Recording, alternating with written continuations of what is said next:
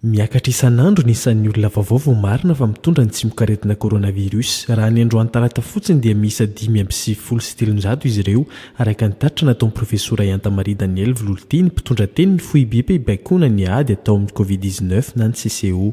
Tafiakatra 7,707 izany ny isan'ireo vao marina amin'ny fomba ofisialy fa mitondra ny tsimokaretina coronavirus hatramin'ny etombohan'ny VALANARETINA teto Madagasikara.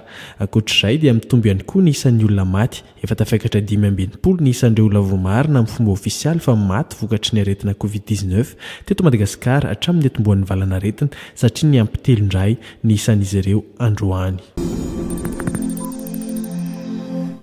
Tsy misy orinasa na olon-tsotra na mpitsabo afaka manome tolotra fitiliana ny coronavirus na Madagasikara raha tsy mandalo sy ankatoavin'ny eo anivon'ny ministeran'ny Fahasalamam-bahoaka ny fitaovam-pitiliana.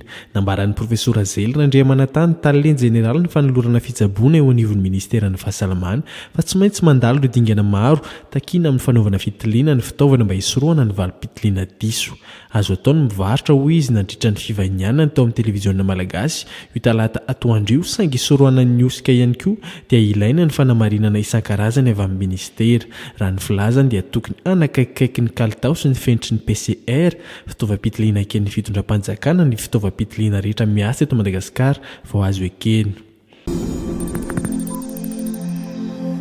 Tsy adina milesona tsy nampianarina azy ny mpianatra nala fanadinana. Ny Laza dia miaka tsy lava raha hoy ny herijaona talen'ny fanabeazana fototra amin'ny ministera misanana fanabeazana fa narafitra tamin'ireo fandaram-pianarana izay vita.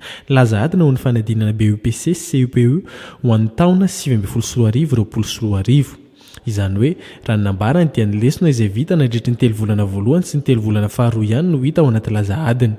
Nanamarika ihany koa ny avy ao ministeran'ny FANABEAZANA sy ny fampianarana teknika ary arak'asa fa manaraka akaiky ny fivoaran'ny toe-pahasalamana misy eto Madagasikara izy ireo ary manome toky fa mivonona amin'ny zavatra rehetra mety hitranga.